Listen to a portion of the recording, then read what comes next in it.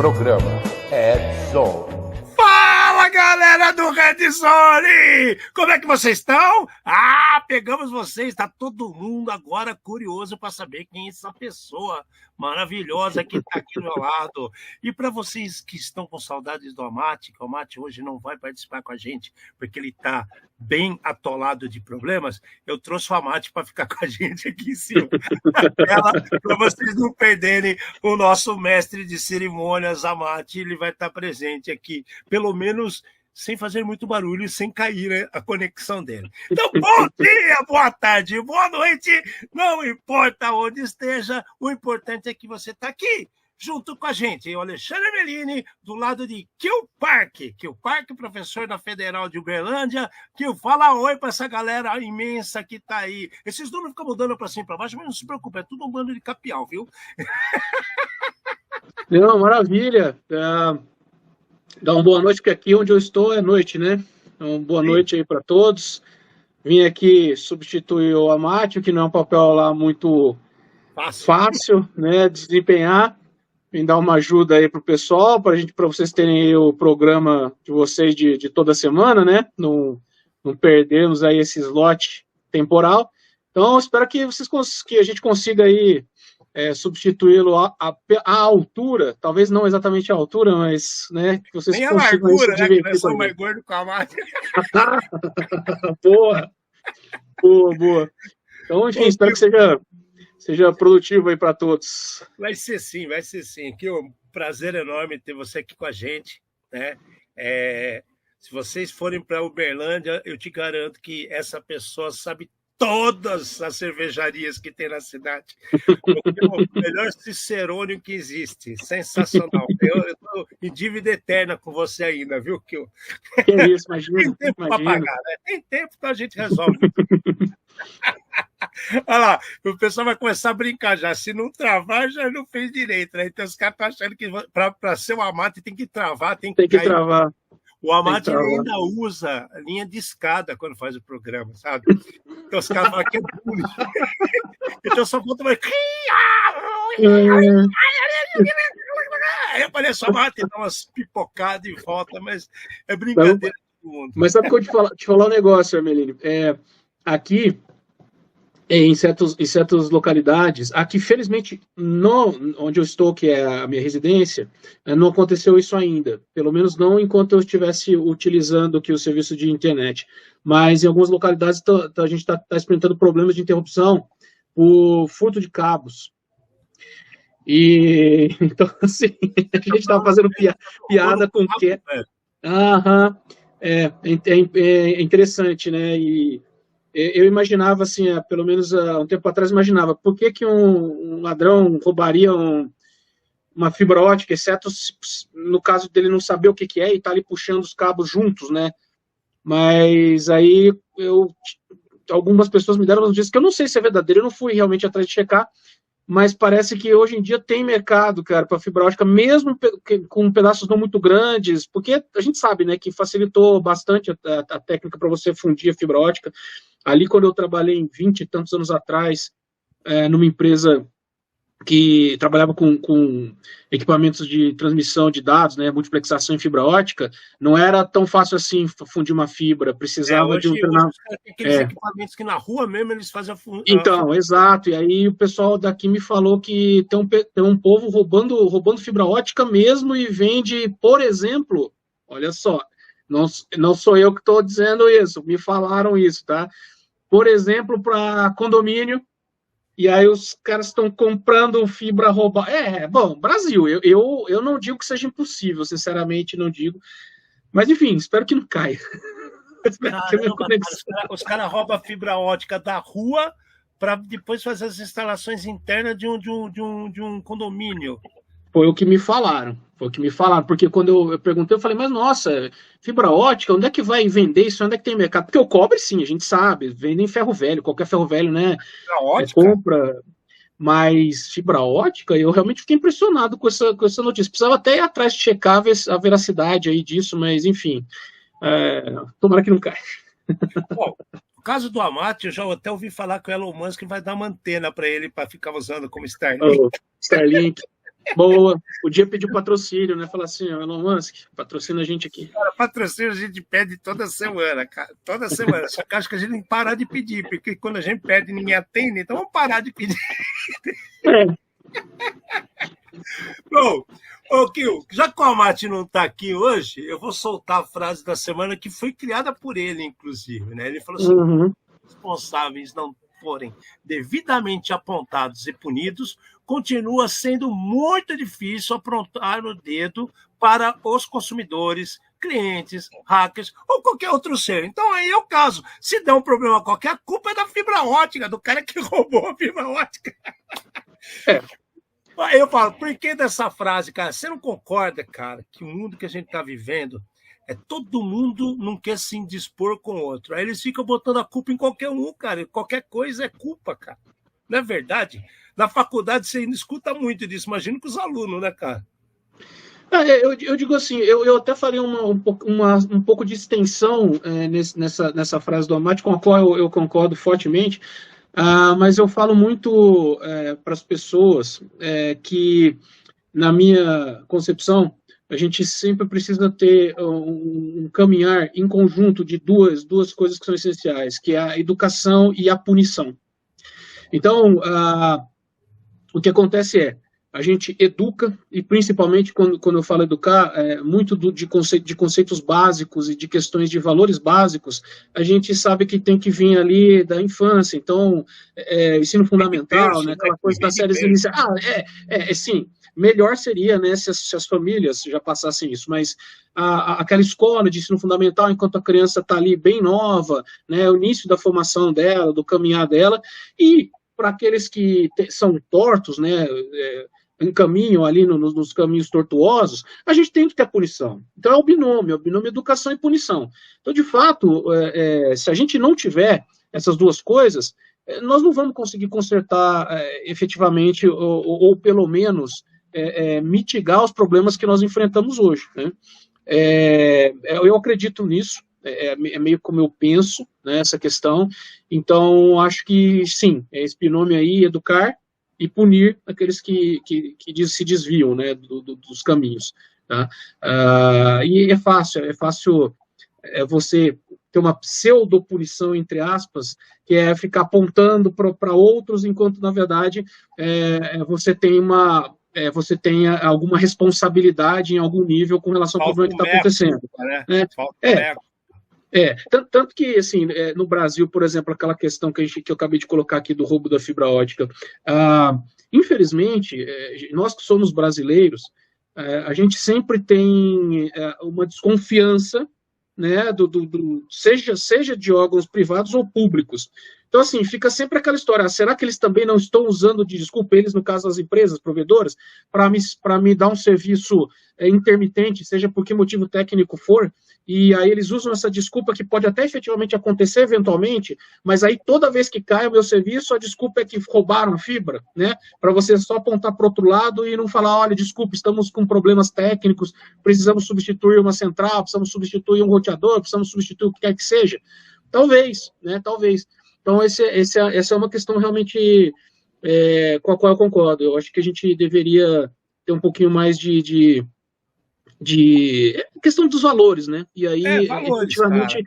reconhecer o papel de cada um, né, e tentar, em conjunto, resolver os nossos problemas, ou pelo menos tentar minimizá-los em conjunto. Porque, afinal de contas, é isso, né? A gente é uma sociedade que conta disso, né? Por isso que nós não somos pessoas que vivem isoladas. Eles criam muitas leis, e não tem aplicação das leis. Lei tem de sobra.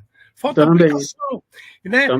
E o mais importante é esse tipo de situação que você colocou, que é a responsabilidade. Se você, desde criança, é incutido nos seus conhecimentos e na sua educação a responsabilidade, porque você também tem deveres, não é só direito, você também tem deveres.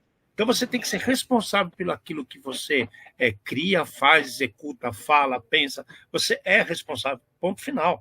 Né? E aí vem a outra parte. A outra parte também é o que você dá para aquilo acontecer.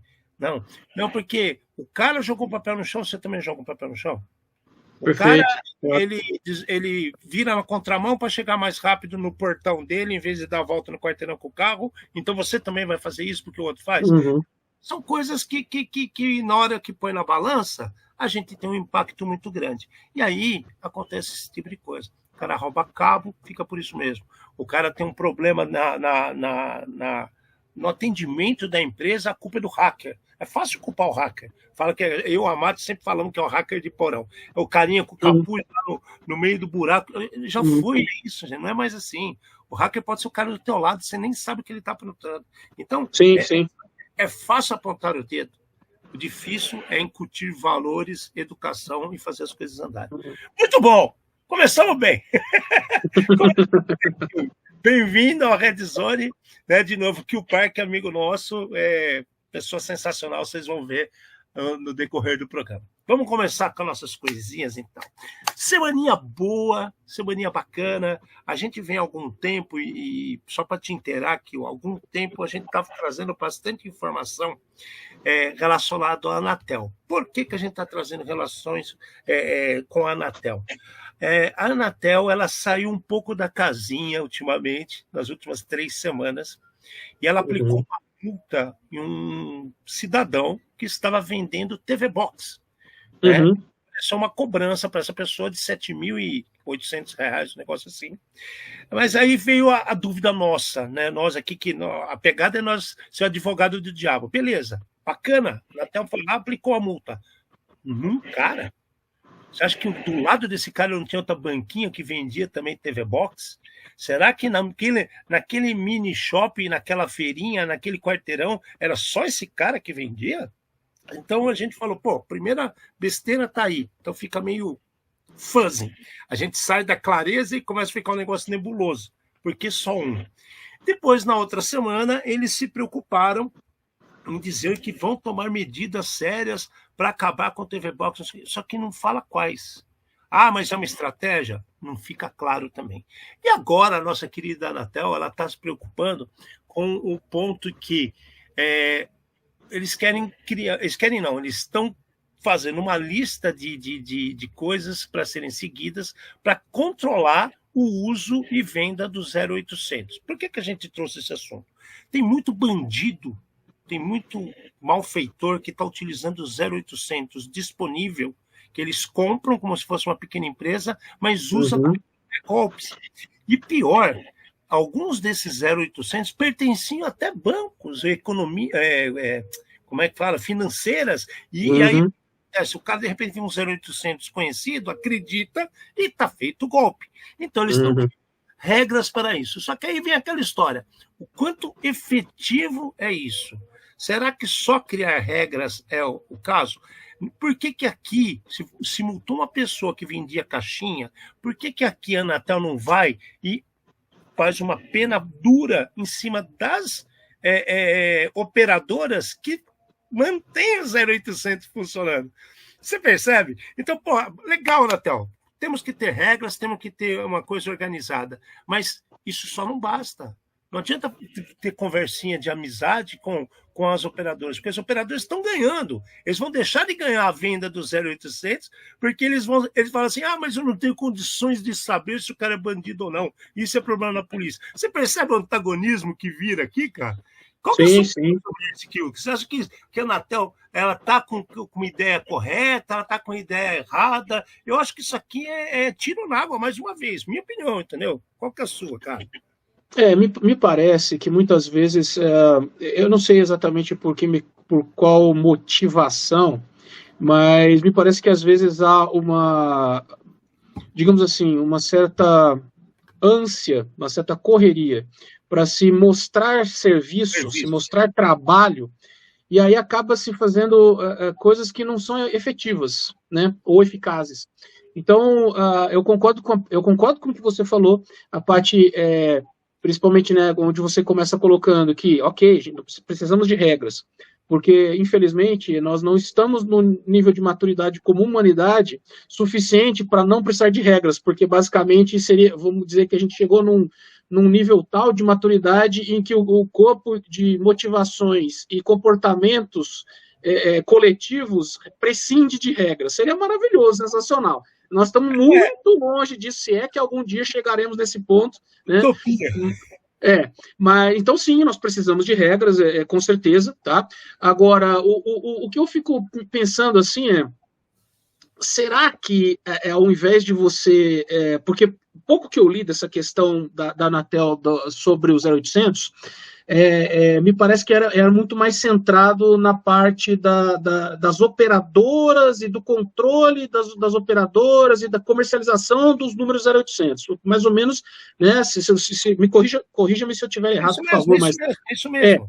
Então, e aí eu fico pensando assim, ok, tá bom, mas será que não é possível, não é viável também implementar ao mesmo tempo atividades para pegar a outra ponta, que é efetivamente o criminoso, né? Então, assim, ok, nós sabemos que existem certos trâmites trabalhosos, a gente sabe que existe a questão do sigilo telemático, que tem a sua motivação, porque né, nós não queremos um Estado opressor que tenha acesso imediato a toda e qualquer informação e toda e qualquer conversa que esteja transitando, etc. Ok, perfeito, tá bom. Mas, assim, ao mesmo tempo, acho que com esse tipo de regra, o que a Anatel faz é meio que assim, olha, eu vou mostrar serviço, mas eu estou tirando o peso das minhas costas e jogando absolutamente todo para as operadoras de telecomunicações. Enquanto que o grande ponto aí seria o criminoso, né?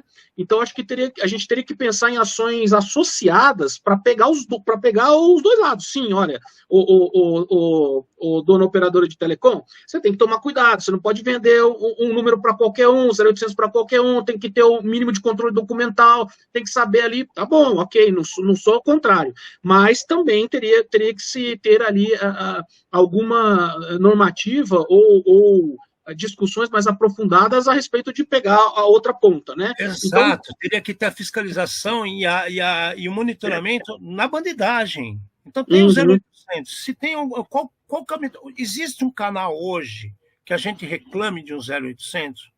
É complexo, você percebe? Perfeito, né? Perfeito, sim. E até colocaram na matéria a situação que o governo federal, no início do ano, prometeu que teriam pacotes de viagens a partir de R$200 para qualquer cidadão.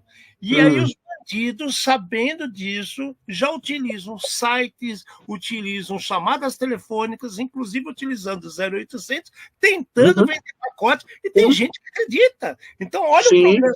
Parece que eles dão mais lenha para fogueira, né? E incentivam o crime em vez de...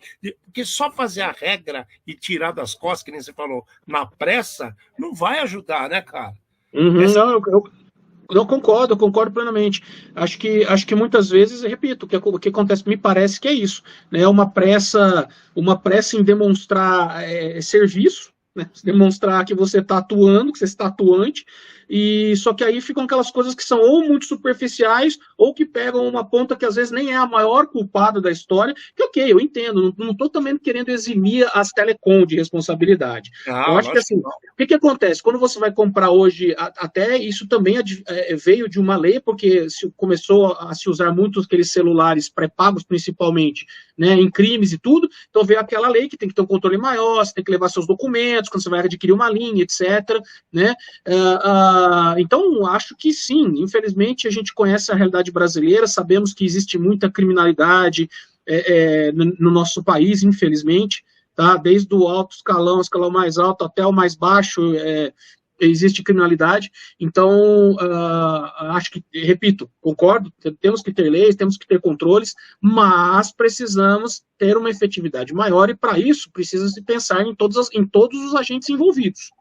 Não dá também para só querer jogar essa responsabilidade em cima das empresas de telecomunicações. E você colocou uma coisa que eu achei muito boa.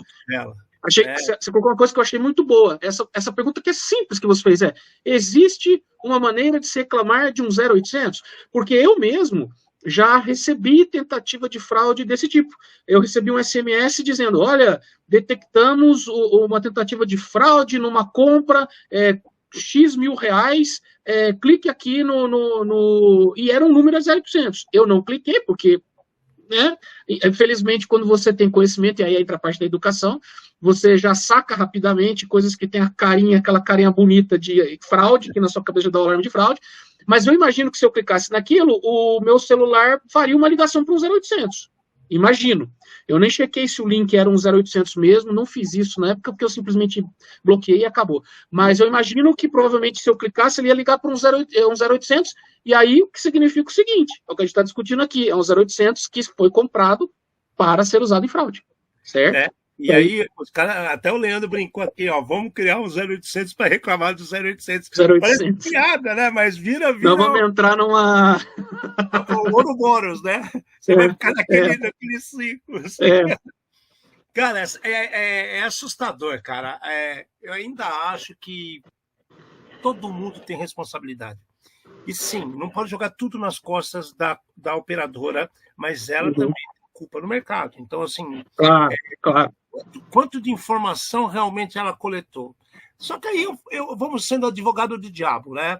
A gente sabe que o cara utilizou o NFC para ter aproximação e fazer um pagamento de uma conta com o seu relógio, por exemplo, né? Uhum. O que acontece? Você acha que alguém ia imaginar que o nego ia pegar documentos falsos, abrir uma conta num banco, conta válida? Eles iam pedir maquininhas para essa empresa de conta válida. Ia dar na mão de criminoso para andar nos metrôs e ônibus, para encostar nas bolsas das pessoas, das mulheres, para ler o NFC e fazer saques de R$50 que passa rapidinho por ser mais barato. Então, assim, é absurdamente organizado o crime organizado. Nós não somos. Se há uma coisa no nosso país que tem um nível de organização bom, é o crime organizado. Esse realmente, né, muitas vezes governos e tudo, a palavra organização, ela foge dessas estruturas, mas o crime organizado, esse sim. Eu não estou com a minha carteira aqui do meu lado, mas isso que você falou do Nearfield, por exemplo, eu comprei, o meu cartão que tem o Nearfield, eu comprei aqueles sleeves, aquelas, né, em inglês é o sleeve, né? Em português me fugiu agora. Isso, exatamente. Eu carrego o meu cartão dentro da capinha. Olha lá. Exatamente. E aí, eu testei. E eu testei, cara. Quando eu comprei essas capinhas, eu li, obviamente, lá a avaliação, todo mundo falando que funcionava. Eu comprei, chegou na minha residência, pus, e aí o primeiro comércio que eu fui, eu falei, moça, posso fazer um teste aqui antes de pagar? Porque eu quero que não dê certo, inclusive dela. Claro, o que foi? Eu falei, põe o valor aí que eu vou tentar aproximar com essa capinha. E realmente não... Tentei de tudo que é ângulo, tudo que é jeito, e não pegou mesmo. Essa capinha que eu comprei funcionou, esse sleeve aí. Então, e não é nada demais, né? É um sleeve que você olha metalizado por dentro. O conceito é básico, né? Você fazer uma... a gaiola de Faraday. A gaiola de Faraday numa caixinha. É isso, basicamente. Então... infelizmente, a gente assim, tentativas de fraude, eu acho que isso, de novo, vou bater nessa tecla, porque no fundo, assim, a pessoa vai falar, cara, esse cara é chato, né? Mas de fato, um dos motivos para eu virar professor é porque eu gosto de dar aula, e eu acho que o professor tem um papel essencial na vida das pessoas, e por isso que eu falo da educação.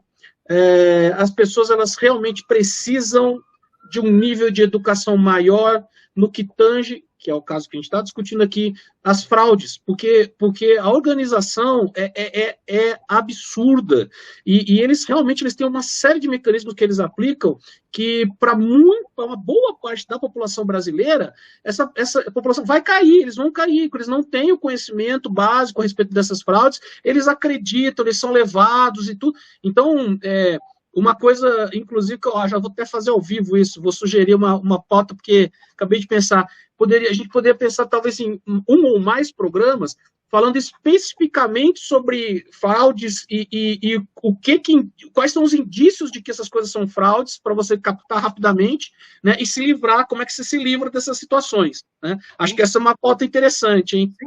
Sim. Inclusive, o que acontece?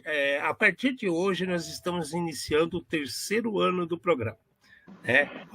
Começou uma brincadeira e já estamos indo para o 3º ano. E o que é uma coisa que nós vamos colocar em prática esse ano? Nós vamos trazer aqui nos programas pessoas que não têm nada a ver com a nossa área.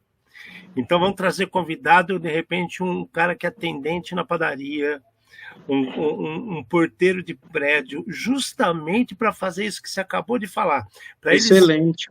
para eles trazerem o enfoque deles que eles têm em cima da cibersegurança, se é que tem, ou da informática, ou da informação como um todo, e aí a gente faz um programa que ele coloca as coisas que no dia a dia dele, não é pejorativo de forma alguma, é para... Não, eu entendi, perfeito. O choque de conhecimento, para quê? Para nós entendermos aonde estamos fazendo errado, para que o conhecimento não chegue nessas pessoas.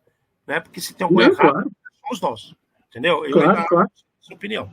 Então, é uma ideia, a gente vai tocar, e eu quero que você participe com a gente, tá, Kio? Porque... claro, se eu puder, você sabe. Eu sei que você adora isso.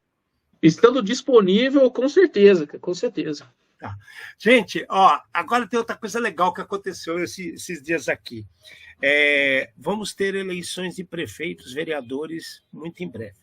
E abriram-se novos testes para as urnas eletrônicas. Na última eleição, eu e o Almaty trouxemos uma informação que nos deixou bastante triste. Por quê?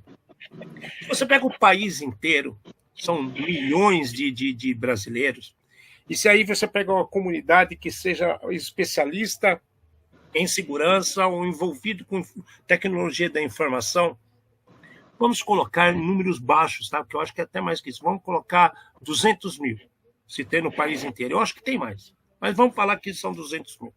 E aí, quando a gente foi fazer os testes da urna da eleição de presidente, tinham apenas 15, né? 15 grupos que estavam interessados em testar. Nós achamos um absurdo. Se inscreveram 25, escolheram 15 para fazer os testes. Agora, né, fizeram mais uma seleção para fazer esses testes. E agora teve um crescimento nos pré-inscritos. Foram para 85 se inscreveram para fazer os testes. Aí eles fazem uma peneirada, né, porque tem que validar a idoneidade das pessoas, o conhecimento, se não tem viés partidário. Normal, né? Eu acho que o trabalho sério tem que ser feito de forma séria. Então, bacana os caras terem feito essa limitação. E no final, totalizou 18. Então foram 3 a mais que na última. Eu ainda acho triste, cara. Eu queria que tivesse no mínimo 10 mil. No mínimo. Né? A gente não chega a casa de 50. Né? Aí essa vez teve 85, beleza, mas na hora que faz o corte, 18. 3 a mais que a última vez. Bom, uma coisa que chamou a atenção que tinha até uma equipe feminina para fazer os testes, e desses testes geraram 34 novos approaches, 33 participantes no total dos grupos, 35 planos, né, que estão preparados para fazer o quê? Pedido alteração de teclado, forma como aparece o bip. Então, legal, as coisas estão andando. Mas, Kio, de coração, você que trabalha na educação, é muito pouco esse número. Se as pessoas estão interessadas, deveria ser mais participativo. E dessa vez eu falo com conhecimento de causa. Muita gente divulgou isso. Apareceu nos jornais, eu vi na TV, apareceu em jornais da TV, e que na outra vez não apareceu nada. Então, eu acho que teve uma propaganda maior, tanto que subiu para 85. Né? Mas é muito pouco, cara. Você não acha também que é pouco, cara? Não, eu concordo. Eu vou além ainda. Eu acho que esses testes, na minha cabeça, porque quando eu comecei a estudar questões relativas à segurança da informação, que inclusive foi quando eu conheci efetivamente o senhor Almaty, que se encontra aqui, em presença espiritual conosco, um dos conceitos que foi, assim, uma das primeiras coisas que eu li, eu falei assim, eu concordo tanto com isso, tanto, que é aquela coisa de segurança por obscuridade. Isso não existe. As pessoas acham que a segurança por obscuridade é simplesmente assim, não vou abrir o código-fonte do Windows e aí vai ser mais seguro por causa disso, porque o código-fonte dele é diferente do Linux. Assim, eu sei, vai ter gente que talvez fale aí, mas hoje em dia a Microsoft já tem programas de acordos para certas entidades, ela até disponibiliza o código-fonte do Windows e tal. Tá, mas vamos pensar assim, para você, cidadão, se você entrar em contato lá com a Microsoft e falar assim, Microsoft, disponibiliza aí para mim os códigos-fonte que eu quero analisar, ela não vai fazer isso. Tá? Esse programa que ela tem hoje, ela faz com certas instituições governamentais, etc., mas ela não vai fazer isso para você. Tá? Enquanto que, obviamente, as pessoas que sabem, creio que a maioria das pessoas que estejam nos ouvindo aqui sabe o básico, né, da computação, que no Linux da vida você entra lá nas distros e tal, e vai enfim, boa parte dos Linux está disponível o código-fonte, né? Então, vejam, o Windows não vai ser mais seguro porque o código-fonte dele não está disponível. Tá? O que garante, eu vou dar um outro exemplo, o que garante uma segurança de algoritmos criptográficos? Porque os caras que são caras muito bons, quando os caras que fazem propostas de algoritmos criptográficos, são caras muito bons. Eles divulgam o algoritmo deles, a comunidade matemática, a comunidade de engenharia, a comunidade de computação vai fazer o escrutínio desses algoritmos, e se ninguém achar nada, aí fala assim, olha, realmente parece que isso é seguro mesmo. Por que parece? Porque no certeza absoluta, você não consegue ter. Mas assim, considerando que a comunidade toda na matemática, e quando eu falo matemática, quando a gente está falando dessas coisas, a gente está falando de gente daquelas universidades de topo do mundo. Então são os caras que realmente são reconhecidos nas áreas e tal. Como esse pessoal todo fez as análises, ninguém achou nada, então existe uma possibilidade grande de ter um nível de segurança decente aquele algoritmo. O conceito para mim é esse, o mesmo ocorre nas questões de segurança da informação. Você não garante que aquele código é seguro ou aquele equipamento é seguro porque você esconde tudo, toda a forma como ele funciona. Para mim é o contrário. Quanto mais aberto, mais fácil é daquelas pessoas especialistas em hardware, em software, fazerem as análises, verificarem realmente, não achamos nada, tá? Ou se achar, apontar, e aí faz as correções, e aí você aumenta o nível de segurança, né? Então, isso posto, para não me alongar muito, eu gostaria de viver uma situação em que o governo brasileiro, via TSE, que eu acho que é o órgão que seria o responsável por fazer isso, estabelecesse parcerias com universidades brasileiras, com centros de pesquisas brasileiros, não necessariamente, quando eu falo isso, só entidades governamentais, privadas também, tá? Entidades de renome, e montar uma área, fala assim, vocês disponibilizam uma área física aí para a gente montar um laboratório e deixar disponível urna eletrônica aí, para ter o escrutínio, a gente vai disponibilizar o hardware e o software, e não vai precisar de plano, não vai precisar, por quê? Porque a segurança desses sistemas, elas não devem ser garantidas por obscuridade, elas devem ser garantidas justamente porque está tudo aberto, tudo publicado, e ninguém que estudou achou alguma coisa. Exatamente. Então, é isso que eu gostaria de ver, né? Algum dia, talvez, a gente chegue nesse ponto. Já responde até a colocação do Leandro aqui, que o Leandro falou, vocês acham que esses modos de tese estão certos, o cenário que eles montam? Não está. Eles fazem isso para reduzir o período de execução dos testes, aí as explicações que eles têm em cima de verba disponibilizada, de profissionais disponibilizados pelo aquele período, de prazos para entregar resultados que são comprobatórios para o TSE. Então, tem várias situações que até se justificam os moldes que eles fazem os testes hoje.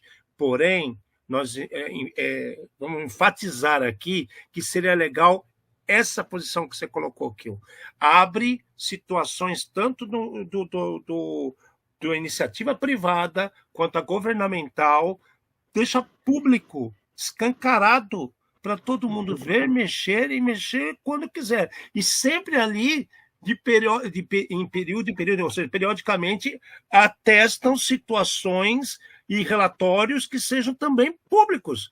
Olha, descobrimos isso, estamos alterando isso porque aconteceu isso, e depois de várias validações, realmente existe um problema, estamos alterando. Porque aí fica transparente e vai crescer a segurança, o nível das coisas. Do jeito que não... Perfeito. Existe. Perfeito. Sempre vai ter a possibilidade da contestação.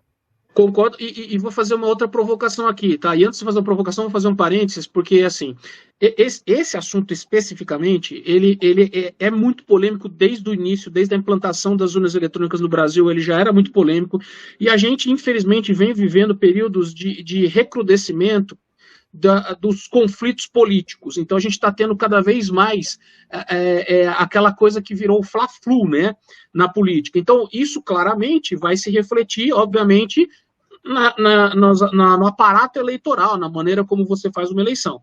Então, só para dar esse contexto aí, é o seguinte, eu não sou daqueles que diz que a urna eletrônica não presta, que tem que votar em papel, que a urna não é auditável. Não sou, tá? Mas vou fazer uma provocação. Então, por que eu estou dizendo isso? Vocês já vão entender. Porque eu vou fazer uma provocação agora que é a seguinte.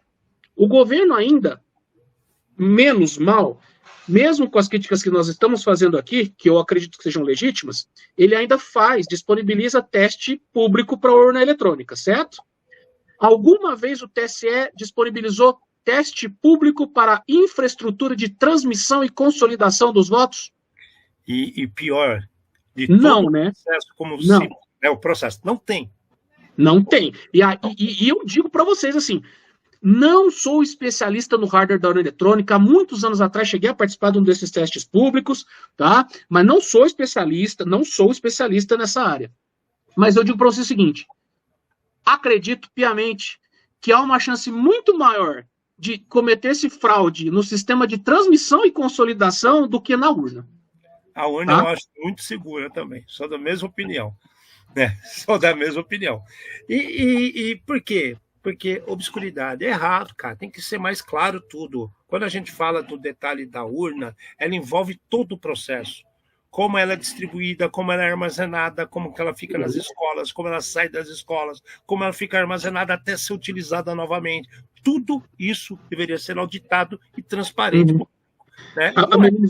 Se me permite só um parênteses, um pesquisador que é um técnico bastante competente, tecnicamente falando, que é o Diego Aranha, você já deve ter ouvido dele, né? Ele uma época ele era muito ativo nessa questão das urnas eletrônicas, e ele deu uma sugestão que eu achei fantástica e sensacional. Eu não entendo porque o governo não implementa. Porque, sim, vai ter custo, mas eu não acho que o custo é tão estratosférico assim. Olha só, quer ver uma maneira de você minimizar a chance de ter problema de transmissão e consolidação? Fazer 2 sistemas diferentes. Tem o atual, que você vai lá pegar o pendrive da urna e tal, e vai plugar em algum lugar e vai transmitir para algum servidor. E aí o que você faz? Não tem um boletim da urna em cada uma das sessões? Um aplicativo no celular que qualquer cidadão pode ir lá tirar foto daquele boletim, e esse boletim vai ser consolidado numa outra estrutura, diferente da primeira. O resultado tem que bater. Não pode não bater. Exatamente. Concorda comigo? Sim. Então, é um cheque básico. Essa sugestão que ele fez naquela época, isso já faz anos, eu acho que é uma sugestão excelente. Ele chegou a fazer um aplicativo e disponibilizou gratuitamente, mas isso não era iniciativa do governo, não era do TSE, não era. Então, assim, sim, gente, existem muitas maneiras de você tornar o processo mais robusto, tá? Existe maneira de melhorar. É claro que algumas delas são mais caras, outras mais baratas, mas eu acho que a gente precisa caminhar para esse tipo de situação. Por quê? Para a gente acabar com essas teorias da conspiração, que são muito ruins, que minam a democracia. Né? A gente ficar com essa conversa de, olha, o cidadão não ganhou. Ele levou porque aconteceu XYZ, porque algum poder oculto foi lá e mudou voto nas urnas da cidade tal, porque isso é ruim, isso é péssimo para a democracia. Nós já estamos vivendo uma situação de um conflito muito exacerbado, uma polarização muito forte, então tudo que a gente puder fazer para minimizar esses conflitos é bom para a democracia. Né? Então, sensacional. Bom, aumentou o número, beleza. Como são feitos os resultados? Tiveram 35 grupos lá que vão ser avaliados, tal. Vai ter mais notícias sobre o assunto. Só que ainda creio que podemos melhorar. E acho que com certeza. E todo mundo aqui deve ter o mesmo pensamento. Vamos em frente. Uma hora ou cortam de vez ou assumem o lado correto da força, né? sai da sombra e vai para a luz, mas tudo bem. Bom, aquele produto da Sierra, né, que é roteador de Wi-Fi, ele apresentou 21 vulnerabilidades, né, que expõem informações críticas para ataque. Isso foi uma coisa nova que apareceu nos Estados Unidos, um grupo de pesquisadores, e aí, ao analisar o que estava distribuído pelo planeta aí afora, tem mais de 86 mil routers assim, que estão trabalhando e expostos na internet da Sierra. Ou seja, se você é um desses que utiliza equipamentos da Sierra, vá verificar se pode atualizar e vá verificar se você tem outra camadinha de segurança por aí, porque as coisas estão feias, né, para o lado da Sierra. Quem descobriu foi a Forescout, né? Eu não conheço essa empresa, mas é para ficar de orelha em pé, que a Sierra é um equipamento muito utilizado. 85 mil pelo mundo, né, é coisa para caramba. Você fala, não, é pouco. Não, que a gente está falando de grande porte, a gente está falando de empresa grande. Não é roteador doméstico. Não é o seu... Como é que eu falo aqui? Né? Seu Waze, seu TP-Link, seu Intelbras, não é desses que a gente está falando. A gente está falando de roteadores mais robustos. Sim. Esse é simples, é mais notícia do que está acontecendo. Também a Cold Fusion, né, exploraram essa vulnerabilidade de Cold Fusion e, de novo, a CISA americana, ela está fazendo o quê? Está chamando a atenção das pessoas que novamente encontraram alta severidade de vulnerabilidade que estão sendo explorados no Cold Fusion, que eu falei, que é a Severe 2023-26360. O que isso traz de problemas para nós? Eu não tenho a mínima ideia, tá? Mas colocou essa situação aqui para a gente ver que a Cold Fusion está sendo impactada, cara. Só que nesse caso eu não tenho a mínima ideia o quanto que a Cold Fusion pode estar sendo impactada pelo mundo e por que o Mate trouxe isso. Ele associou alguma coisa que não me contou. E você sabe, eu não sei. Não, veja, especificamente eu não sei, eu não posso dizer que eu saiba o caminho mental do nosso grande amigo Amate, né? Mas o que acontece é o seguinte: toda e qualquer vulnerabilidade que se encontra, seja em hardware, seja em software, que é empregado ou em larga escala ou em infraestrutura grande, é claro, com certeza, muito, muito perigoso, né? Então, eu não sei se nesse caso que o Amate pensou foi, olha, um software que é empregado, descobri. Né? O que foi? Descobri. É que essa vulnerabilidade encontrada no Cold Fusion é totalmente relacionada a vazamento de servidores das agências nacionais do governo americano. Então, que bom, então. O tamanho da bucha. Então, sempre que tem um problema em cima de um equipamento desse tipo de controle, a gente é esperto. Só que por que ele trouxe a CISA, fez esse alarme? Porque esse problema é de 2018 e apareceu agora, atingindo todas as agências nacionais americanas, ou seja, CISA, DEA, né, a de armas, tudo. Então aí faz sentido pra caramba o alerta da CISA, tá explicado? Veja, eu acho que isso é uma coisa que com certeza já foi dito aqui, com certeza será dito novamente.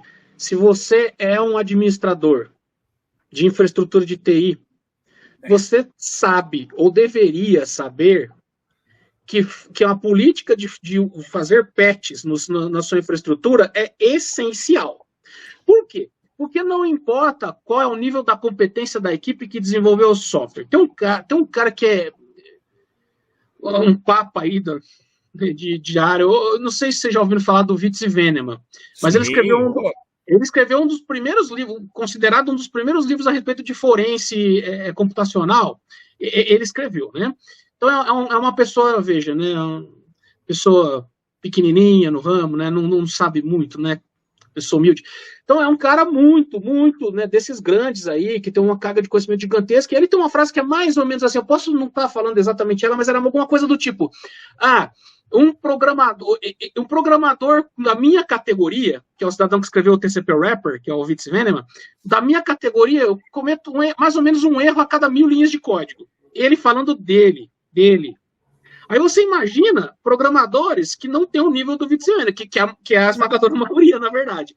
Quantos erros por 1000 linhas de código são cometidos? Então, assim, mesmo que a empresa tenha um time competente de desenvolvimento, de testes, etc., os erros, eles acontecem, né? Você vê quantos problemas que a gente anda vendo aí de processador Intel, processador AMD, nós não estamos falando de software, a gente não estamos falando de problemas no microcódigo, que é o quê? Alguém pode falar assim, é um pouco de software, microcódigo, tá, mas nós estamos falando de problema de microcódigo, problema de como se trata branch, como se trata de execução especulativa, etc., do hardware, que está no hardware, que você não vai conseguir resolver com patch no Windows, no Linux, sistema operacional que você usa. Entende? Que é complexa pra caramba às vezes. Exato. E aí eu te pergunto, você acha que a equipe de desenvolvimento de processador da Intel é uma equipe de amadores? Você acha que a equipe de desenvolvimento de processadores da AMD é uma equipe de amadores? Não é. Te garanto que não é. Não é. Tá? E esses problemas acontecem. Então, é essencial que se tenha política de gestão para fazer a aplicação de patches. Exato. Atualize, porque é importante. E falando, e dando outra dica aí, para se vocês nunca viram nenhum desses problemas aí, cuidado de onde vem a atualização, porque o governo americano já foi comprometido com a atualização que veio do site do fabricante do software, e ela tinha sido comprometida.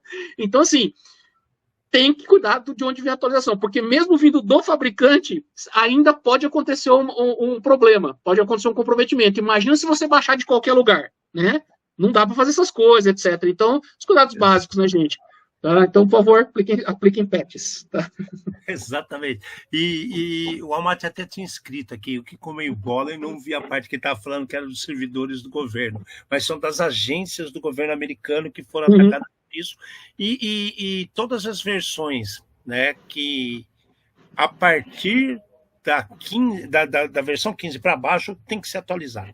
Então, se você trabalha com isso, está envolvido, os caras descobriram, a CIS avisou, e lá, como o pessoal pelo menos leva bem a sério as coisas, já deve ter neguinho o final de semana inteiro trabalhando, com bastante trabalho para fazer. Postos do ofício, né? Postos do ofício. Você quer trabalhar nessa área, meu amigo? Não tem horário de trabalho, não adianta. É assim que funciona, a vida é assim.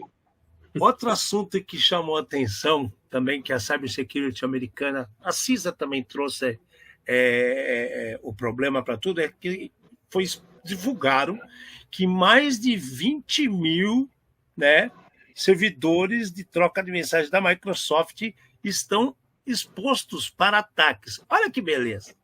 Olha que beleza. Né? Isso aí é o servidor de e-mail, não é?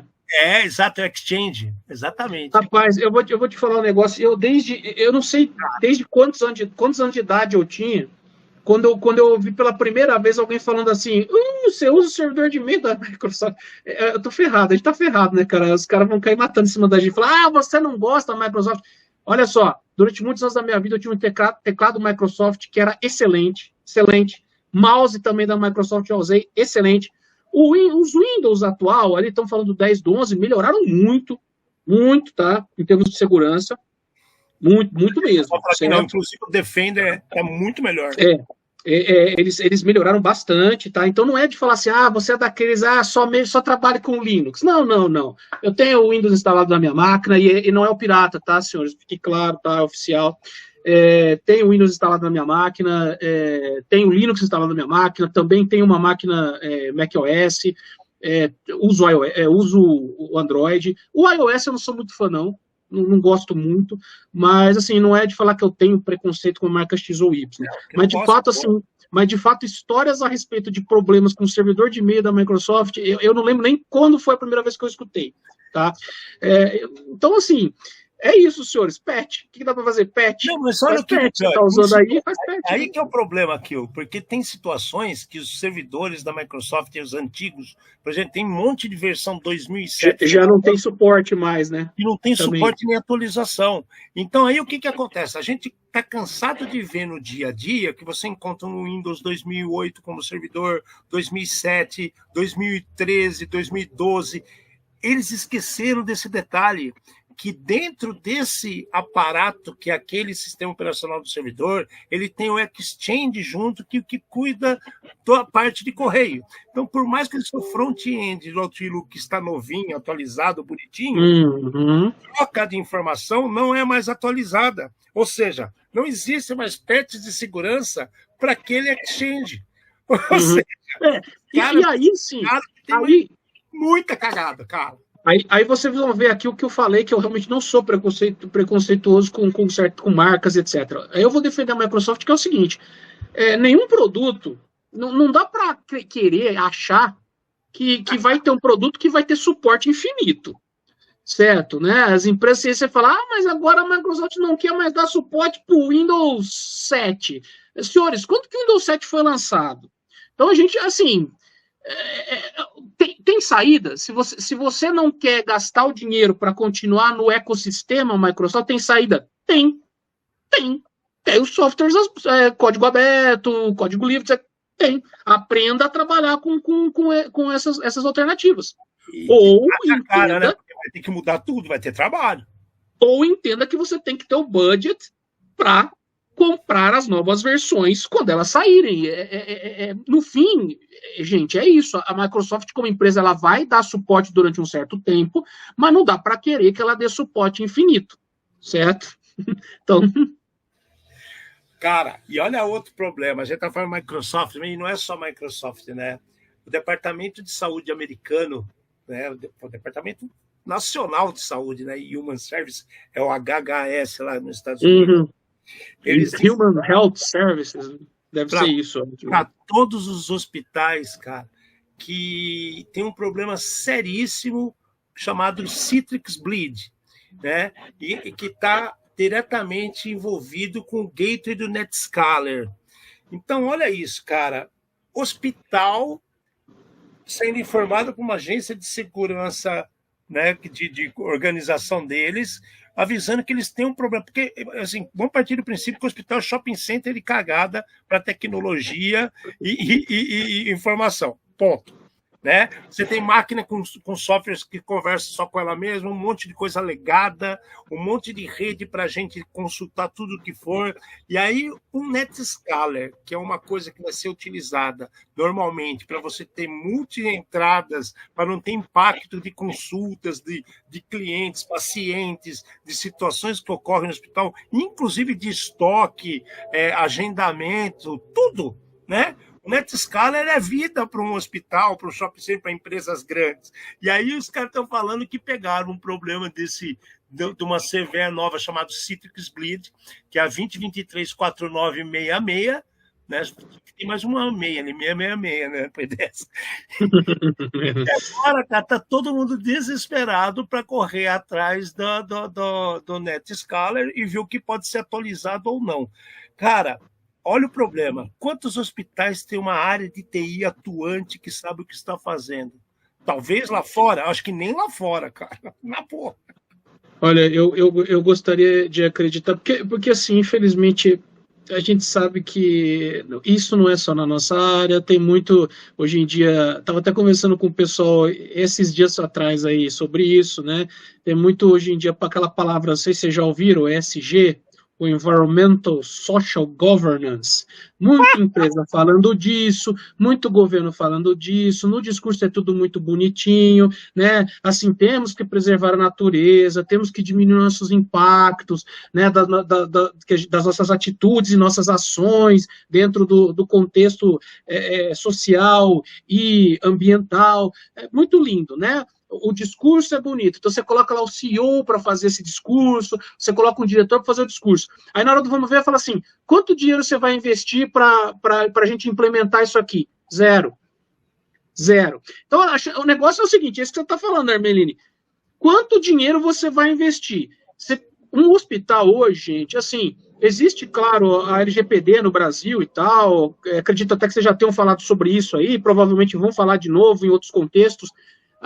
Nos Estados Unidos, né, existe o HIPAA, especificamente falando da questão de saúde, né, que são ali leis, regulamentos, etc., normativas, que você tem que seguir para garantir ali a privacidade do seu paciente, etc., né, privacidade, a disponibilidade dos seus registros médicos, enfim. Não vamos entrar em detalhes sobre isso, mas... E aí é isso que você está falando, quer dizer, quantas equipes têm conhecimento dessas legislações? Quantas equipes estão capacitadas para trabalhar com isso? Só um parênteses no seu raciocínio, desculpa te cortar. A gente está falando do HIPAA, e sabe o que é o pior? Nenhum estado americano reconhece o HIPAA. A Califórnia é um que não reconhece. Então, e aí Aí, Amelina, eu vou além do que você está falando. Sim, perfeito. Eu vou além. Imagina, a gente está falando disso aqui, isso aqui é gestão, e nós estamos falando do alto nível de gestão dentro da estrutura hospitalar, tá? Então, um monte de hospital no Brasil que a gente está careca de saber. Um monte de hospital no Brasil que não tem maca, o paciente fica jogado no chão. Às vezes o cara não tem nem uma aspirina para dar para o paciente, não tem medicamento. Você acha que esse hospital, com esse nível, vai ter uma equipe de TI disponível para cuidar das infraestruturas?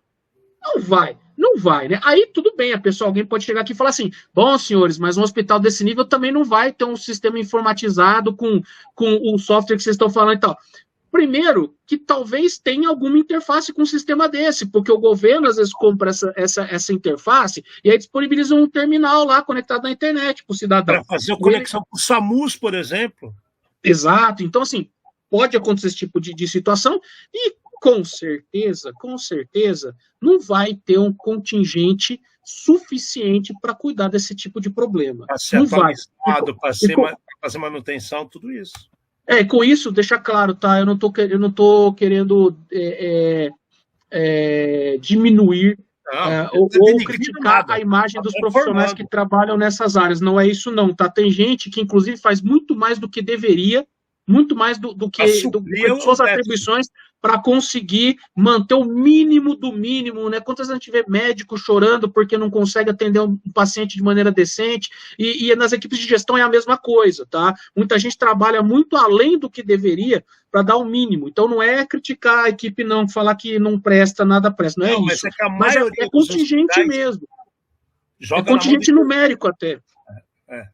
Tá? A maioria joga na mão de terceiro e aí é o problema, que não consegue. E às vezes tem um carinho que você falou, super-homem. Tem um super-homem lá que faz tudo. É o carinho de TI. Né? É o coitado que vai infartar com 30 anos, né? Ele passa cabo, ele faz ponto, ele faz cabeamento, ele liga router, configura rede, muda a conectividade de um equipamento médico para fazer distribuição dos reportes dos exames para salas médicas.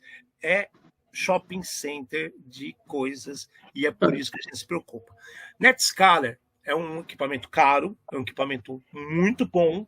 A Cisco é uma empresa muito boa, está avisando, como o governo americano também está avisando do problema. O que nos preocupa é exatamente isso. Quantos têm a competência ou gente competente para aplicar essas atualizações e redimir tais problemas? Esse que é o problema. É esse o problema. Claro, claro. Vai ser sempre assim.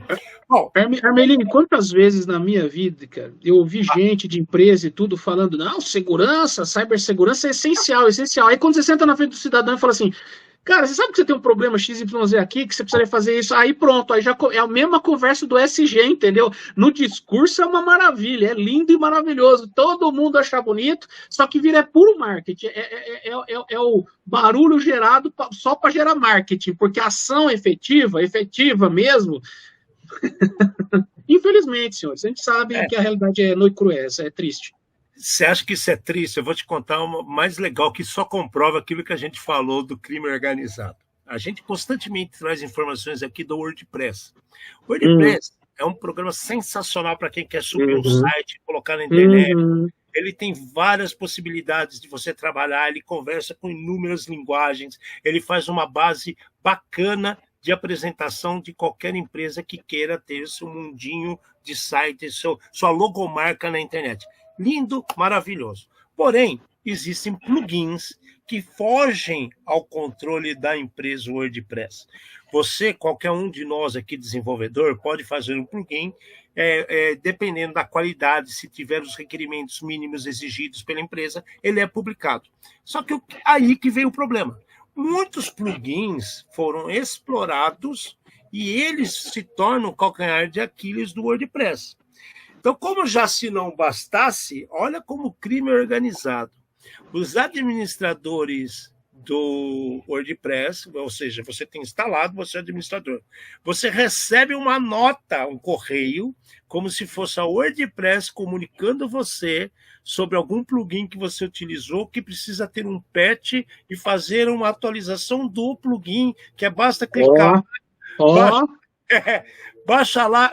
Desde quando um plugin de terceiro vai estar a empresa se colocando para você se atualizar? É só pensar um pouquinho. Mas no dia a dia, na pressa, o cara fala, olha, passa pro cara do TI, pro chefe. Pô, dá uma olhada nisso. O outro tá cheio de trabalho, fala assim: Ô Zé, vai lá e instala isso aqui nas máquinas. O que acontece? No momento que o cara faz a atualização do plugin, ele infecta de vez todo o parque que está sendo utilizado do WordPress. É genial. Tem mais de 500 mil downloads desse problema já registrados pelo mundo. Cara, por isso que eu repito, o crime organizado não é, cara. Porra. Armelini, eu vou fazer um complemento a essa notícia que você está dando aí. E de fato, né, no Brasil, o crime organizado é organizado. Vou fazer um complemento. O que acontece para quem já trabalhou aqui com a linguagem Python, né? Python tem uma cacetada de bibliotecas, né? E o que os criminosos andam fazendo? Eles criam bibliotecas comprometidas com nomes que são muito parecidos com o nomes de bibliotecas que são as legítimas. E aí, se o cidadão, na hora de importar a biblioteca, puxar a biblioteca, se ele coloca, troca uma letra, é mais ou menos aquela coisa que eles fazem também, aquele tipo de ataque de registrar URLs. Em vez de .com, e aí vai direcionar, né, se o cara erra uma letra, ou bate uma letra que está do lado do teclado e tal, é mais ou menos isso. Aí você vai lá, você está desenvolvendo, você olha a biblioteca, essa biblioteca é interessante, preciso usar e tal. E aí você erra a ordem de uma letra, ou então uma letra que está muito próxima do teclado. O que você está usando? Uma biblioteca comprometida. Então sua aplicação vai estar comprometida. Essa notícia que o Armelini deu é muito parecida com isso, né? O cidadão vai lá, põe um plugin e fala, baixa isso aqui, ó, baixa esse plugin aqui, não é o plugin que você está imaginando, certo? Você está baixando uma outra coisa, tá comprometida. Então, gente, é isso. No fundo, assim, começamos falando sobre isso, provavelmente vamos terminar falando sobre isso, da organização criminal e da quantidade de como eles são bons, porque a gente precisa reconhecer os méritos dos nossos inimigos, né? Sun Tzu lá, né? Sun Tzu tinha umas coisas interessantes. Reconheça os méritos do seu inimigo, reconheça as capacidades do seu inimigo, porque senão, se você ganhou o conflito, foi por pura sorte. E aí amanhã ou depois você vai perder. Então, eles são muito bons, esses caras são muito bons, gente. Tá? Os caras têm milhões de técnicas de engenharia social, de phishing, do escambau, para conseguir te fisgar, cara. E aí você baixa um negócio que não é legítimo, você instala um negócio que não é do fabricante que você acha que é, certo? Então, essas técnicas são múltiplas, muitas, e a gente tem que tomar muito cuidado. Eu fico pensando, cara, é claro e notório que os caras têm que saber o plugin, a gente repete aqui quase toda semana, é que não é todo mundo que assiste a gente, né? Um plugin de WordPress é criado por qualquer um. Exato. Jamais a empresa WordPress vai se posicionar referente a um plugin que é público. Jamais. Exato. Né? Exato. O banco, você tem seguro, vou dar um exemplo, você tem seguro com vou até fazer propaganda, se vocês quiserem patrocinar de novo, se você tem o seguro com a Allianz, tá? Seguradora Allianz, né? O Itaú não vai te mandar mensagem sobre a Allianz, meu querido. O Itaú é Itaú. Ela tem a própria seguradora. Eles até trabalham nos bastidores e fazem as parcerias. Só que a venda do Itaú é do Itaú. A venda da Allianz é da Allianz. Então, percebam a conexão, a troca de canais. Tá? Você comprou um pneu na Pirelli. Aí você recebe uma nota na sua casa, uma promoção top da Goodyear. Clique aqui que você vai ter tudo. Você fala assim, nossa, os caras sabem tudo. Eles sabem até que eu comprei um pneu Pirelli. E clica lá. Gente... Clica com vontade, né? Clica forte, né? Eu até brinquei. Ela já ficou brava. Ela estava fazendo uns negocinhos dela de escola, né? E estava no site. E ela falou, pai, você acha que isso aqui é vídeo? Eu falei, clica forte aí pra você ver. Ela falou, eu peguei já, mãe. Eu falei, então tá bom, que bom, né? Mas é isso, cara. Sensacional, velho. Parabéns por WordPress. Pelo menos eles estão avisando as pessoas que não é responsável por todos os plugins novamente e que qualquer code execution, porque você instalou um plugin errado, criminoso, ela se redime dos problemas, não com ela se exime, né? Ela está fora dos problemas, não é ela. Então presta atenção, né, gente? Caramba. Pra fechar o dia de hoje, tá sendo legal pra caramba a conversa, mas uma hora tem que acabar, né? Pra fechar o dia de hoje, aquele youtuber que uma vez a gente comentou aqui que derrubou um avião nos Estados Unidos e falou assim, não, tivemos um problema, o avião caiu, não sei o que. Cara, os caras investigaram a Justiça da Califórnia e descobriram que o cara derrubou o avião de propósito, entendeu? Para ganhar likes e seguidores como youtuber. Sabe o que aconteceu? Foi condenado a 6 meses de prisão.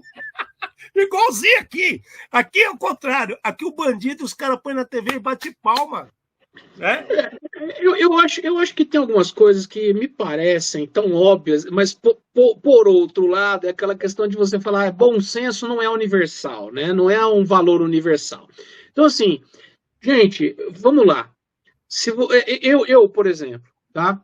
Eu tenho Instagram, eu sigo algumas pessoas que eu acho interessante, eu gosto, das áreas que eu gosto ali, de coisa de rock, coisa de culinária, coisa de mecânica, de automóveis, então meus interesses pessoais, tecnologia e tudo, tá? Para isso, né, que eu tenho lá o Instagram, mas para seguir essas pessoas mesmo e tal. E aí, eu não sigo, no geral, esses grandes influencers nacionais, vamos falar de Brasil, tá? Mas é a mesma coisa que a gente está falando agora do avião lá, que é o americano. É o mesmo nível. Esses grandes influencers me parecem, eu não sei por que cargas d'água, que me parece que quanto maior é considerado um influencer, mais imbecil o cara é. É meio que isso que me parece pelos samples que eu tenho visto aí no mundo, né? Quanto maior o cara, mais seguidor o cara tem, mais idiota ele é, mais imbecilidade ele comete. Eu não sei por que o mundo está nessa vibe, né, de querer de seguir e dar ibope para bom, né? Onde o ruim virou bom e tal, mas enfim, gente, olha só, se a pessoa está tomando ações que estão gerando depredação, degradação de patrimônio público, que estão gerando risco para a integridade física ou até a própria vida de pessoas, que estão gerando esse tipo de ação, eu acho que vocês deveriam parar, olhar e pensar assim, não importa quanto você goste do cidadão, tá? Hipoteticamente falando, para e pensa, poxa, o que esse cara fez? Ele não está gerando um risco aí para a vida de alguém? Não está gerando um risco para a integridade física de alguém? Não está gerando risco para patrimônio? Ou de ter um acidente? Prejuízo para a educação como um todo, cara. Então, assim, pensa um pouco, gente, antes de sair seguindo esse pessoal e principalmente querer dar suporte até físico, não é suporte no sentido de ser um seguidor online, um suporte virtual. Físico. Porque tem seguidor que fala assim, por exemplo, olha, estou fazendo uma caça ao tesouro, vai procurar um lugar tal. E aí o que aconteceu? Uma cacetada de gente foi lá e começou a depredar o lugar porque não estava achando nada, aí arranca pedra de calçamento, derruba poste, não, porque deve ter escondido dentro de um poste de eletricidade, né? Gente, pelo amor de Deus, entendeu? Não é possível um negócio desses. Será que a gente está tão baixo na escala evolutiva, civilizatória, que isso está virando a norma? Que esses caras que conseguem 2, 3, 5 milhões de seguidores estão virando a norma, fazendo esse tipo de ação? Pelo amor de Deus, né, senhores? Derrubar um avião para conseguir mais seguidores, mais views. Imagino que ele até tenha conseguido mesmo. Imagino até que ele tenha conseguido. Né? O custo da investigação federal, os costos públicos. Sabe? Então, assim, eu acho que. Aí, Armelina, a gente volta lá no começo da nossa conversa, que é o seguinte: o binômio, educação e punição. Se você educa teus filhos, se você educa tua família, né, eles não vão cair nesse tipo de imbecilidade, tá? E o cidadão que está torto e está caindo na imbecilidade tem que ser punido. É simples assim. A gente não está falando, nós não queremos um Estado nazista, nós não queremos um Estado em que o indivíduo não tenha liberdades individuais. Pelo contrário, eu sou muito favorável, tá? A gente manter o máximo das liberdades individuais. Porém, nós vivemos em sociedade, o que implica que as liberdades individuais vão ter, ela não é um valor absoluto no sentido de que ela precisa ter limitações. Social. Porque, por exemplo, eu não gosto do Armelino, eu vou lá e vou matar ele porque é meu direito, é minha liberdade individual matar o cara que eu não gosto. Não dá para ser assim, né, senhor? Então, a gente tem que ter certos limitantes, tá? Mas, puxa vida, né, senhores? Acho que a gente tá num ponto que me parece, sabe aquela coisa, como é que é o nome do fenômeno psicológico lá? Não é o efeito manada, que sim, tem também a ver com o efeito manada, mas é o surto coletivo. Surto coletivo. Às vezes eu vejo certas coisas e falo assim. Tá fazendo, exatamente. Eu vejo certas coisas e eu falo, cara, isso é um surto coletivo. E me parece que esses grandes influencers aí, quanto maior o cara se denomina, repito, parece que pior é. Né? Esses grandes influencers, eu acho que é isso. Eles estão se alimentando de criar surtos psicóticos coletivos. E aproveitar as falhas e ignorâncias de outras pessoas. Não que a pessoa seja ignorante, mas eles chegam até alguns seres sociopatas, que eles pegam situações fracas de uma cabecinha e mina aquilo ali. Olha, eu percebi que eu tacando pedra em mim mesmo, todo mundo dá mais like. Aí o cara começa a tacar pedra e os caras vão lá e ficam clicando. É doentio. Exato. Então, assim, senhores, ó, se vocês estão assistindo isso aqui, né, tem familiares que fazem isso, sabe, converse, tente educar, e se você tá pior ainda, porque ainda tem o povo que dá dinheiro, né, compra coisa, produto desses caras, compra, e outra coisa, deixa eu explicar para aqui, talvez alguém aqui não saiba, né, se você entrar no Instagram da vida, no TikTok, numa coisa assim, e o cidadão que é influencer tá lá falando assim, tô rifando esse automóvel aqui, tem 5 mil números, senhores, isso é ilegal, tá? Só o governo pode fazer jogo trabalhar com jogos, só lotérica você pode comprar, tá? Essas coisas. Jogo do bicho, rifas, essas coisas são ilegais, tá, senhores? Então, esses influencers aí que tá rifando carro de 2 milhões, tá rifando moto de 200 mil, tá rifando casa, tá rifando apartamento, tá rifando a mãe, isso é ilegal, senhores, certo? Isso é ilegal. Isso é ilegal. Tá? Então, assim, tome cuidado com essas coisas. Às vezes você olha, você nem sabe, fala assim, pô, mas o cara tá ali, tá rifando um negócio que eu queria muito ter e eu não tenho condição nenhuma de comprar, vai que eu ganhe. Tome cuidado, senhores. O que acontece? Por que os caras fazem essas rifas? Porque é um jeito muito fácil deles ganharem dinheiro. Eles vendem uma cacetada de número para os seguidores deles, entendeu? Sorteia o negócio, se o cara for minimamente honesto, entre aspas, ele até entrega para o ganhador, mas ele já ganhou muito mais do que o valor do prêmio. Então tem muita quadrilha hoje fazendo esse tipo de coisa, e a gente que é metida com coisa que é muito pior do que rifa. Tá? Isso aí está servindo para um monte de coisas ruins. Então, assim, de novo, vou falar aqui, vou tentar sequestrar a pauta do Amati aí na próxima, do Amati e do Armelini. Eu acho que programas para falar só de fraudes e o que são feitas e qual é a ilegalidade, como você quais são as coisas que você deve para as quais você deve se atentar para não cair, eu acho que é uma pauta interessantíssima. Tá? Mas tomem cuidado, senhores, eduquem, se eduquem primeiro, porque aqui é que nem um problema no avião. Sabe quando que ninguém presta atenção, né? Você entra no avião, mas a aeromoça tem obrigação legal de fazer o teatrinho, né? O que eles falam das máscaras de oxigênio? Primeiro coloque corretamente as suas, se elas caírem do teto. Depois ajude crianças, idosos que não estão conseguindo colocar. Então, assim, é a mesma coisa aqui. Eduque-se primeiro e depois eduque os que estão ao seu redor, as pessoas que você respeita e que você ama. É assim que tem que ser, o mundo tem que ser assim. Você se educa e aí você educa as outras pessoas. E, eventualmente a gente vai chegar num ponto que esses caras não vão mais conseguir praticar, ou vão conseguir praticar numa quantidade muito reduzida, porque aí as pessoas estão educadas, elas sabem o que elas precisam. Ah, não, isso aqui é golpe, cara. O cara não escreve minimamente o português correto, entendeu? Tá falando aqui para mim que tem 5 milhões para pôr na minha conta e não consegue nenhum cara para escrever minimamente o português correto. Claramente isso aqui é uma fraude, certo? Não vou clicar nisso aí e tal. Então é assim, gente. Eu acho que é muito, muito bonito. Se eu vier aqui de novo, aí eu vou fazer que nem aqueles caras da internet. Se você gostou desta conversa, encha a caixa de mensagens dos administradores do canal para me convidarem novamente. Mas é isso, vocês vão me escutar. Toda vez que vocês me escutarem conversando, vocês vão ouvir falar essa mesma coisa. Educação e punição. Eduquem-se e eduquem os que estão ao seu redor e tudo, e que aí o mundo vai ser melhor eventualmente. É isso. Galera, eu acho que não podia ter pessoa melhor para estar do meu lado aqui, Rocha. Que isso, rapaz. É muita honra, muita honra. Agradeço demais o convite. Né? É uma adição, tá? Porque quem fez a pauta foi o Amate, ele teve tempo, mesmo com os problemas que ele está tendo lá, ele fez isso daí, entrou em contato contigo, que puta, um amigaço, cara, um cara que eu conheço há menos tempo que o Amate, mas bateu o santo desde o dia que a gente se encontrou. Verdade, verdade. Gato, choramos junto, falamos de muita coisa legal, tomamos cervejas ótimas, tive o prazer imenso de conhecer sua cidade, com você me mostrando situações legais. Então, assim, eu agradeço sua presença. Sim, você tem sempre com a porta aberta para estar com a gente. Muito obrigado, agradeço. O que você colocou aqui tem um valor gigantesco. E por que você está aqui? E por que a gente agradece de coração?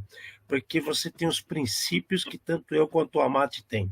A gente sempre se preocupou com a educação. A gente sempre se preocupou com o compartilhamento de informação.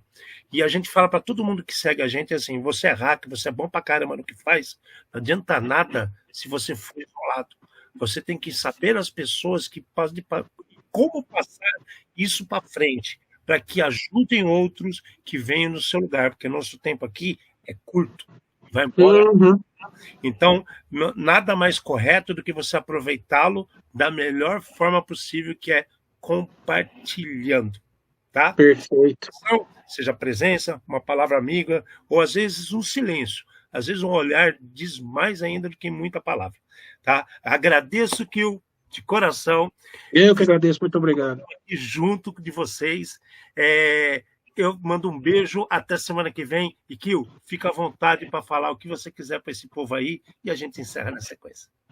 Não, só agradecer demais. Eu aceitei o convite, primeiro porque é óbvio, né? Eu conheço o Amate há uns bons anos já, e assim como a Meline falou aqui, que a gente se conhece não faz muito tempo, mas bateu o santo de primeira, a mesma coisa aconteceu comigo e com a Amate, né? Apesar de que a gente já se conhece há muitos e bons anos. Então, assim, primeiro por admiração e respeito a vocês dois, mas também porque é isso, o que eu estou fazendo aqui, acho que sim, é uma conversa sensacional. Isso aqui para mim foi prazeroso, foi quase que um negócio, né? Se me falasse assim, olha, isso aqui é quase a mesma coisa da gente estar num bar sentado conversando, é meio que isso mesmo, só faltou a cerveja, que eu estou tomando aqui água, não é cerveja, infelizmente. Eu estou tomando coca hoje, pode não acreditar, mas é verdade. Hoje é água, não é cerveja, mas, assim, gostaria de agradecer imensamente, porque foi, como eu falei no começo, eu acho que o que eu faço hoje, que me dá mais prazer, que me é mais importante, eu gosto de dar aula, tá? E dar aula não é você ficar falando e ter pessoas só te ouvindo, dar aula é uma interação. Então, eu acho que a aula é um diálogo, a aula não é um monólogo. Aqui, a gente estabeleceu esse diálogo. Infelizmente, é claro, não dá para abrir para todo mundo aí que está assistindo, seria o ideal todo mundo poder entrar e participar. Não conseguimos fazer isso, né? Mas quem sabe se algum dia a gente ficar multimilionário, a gente contrata a equipe de edição e etc., começa a abrir aí pro pessoal, né, que tá ouvindo, quem sabe, né, mas se esses dois ficarem ricos, por exemplo, quiserem me contratar como Aspone, aceito também, não tem problema, até posso pensar em sair do meu emprego atual, universidade, mas é isso, senhores, eu agradeço muito, muito esse convite, foi uma conversa excelente, eu saio daqui contente. É aquelas coisas que você faz que você se sente energizado, né? Foi isso. Eu acho que essa é a melhor definição do que aconteceu hoje aqui. E aí, de novo, senhores, quem gostou, lote a caixa dos administradores do canal de mensagens aí, tá? Quem sabe eu apareço de novo por aqui. Muito obrigado mais uma vez, obrigado para você que nos assistiu aí. Espero que você tenha aproveitado alguma coisa, tá? Por menor que seja. E quem sabe nos vemos novamente no futuro próximo aí. Obrigado, Hermelini, obrigado demais. Obrigado, Amate. Onde quer que o senhor esteja, valeu, nosso grande amigo. Obrigado, Amate. Até a próxima. Até, gente. Valeu.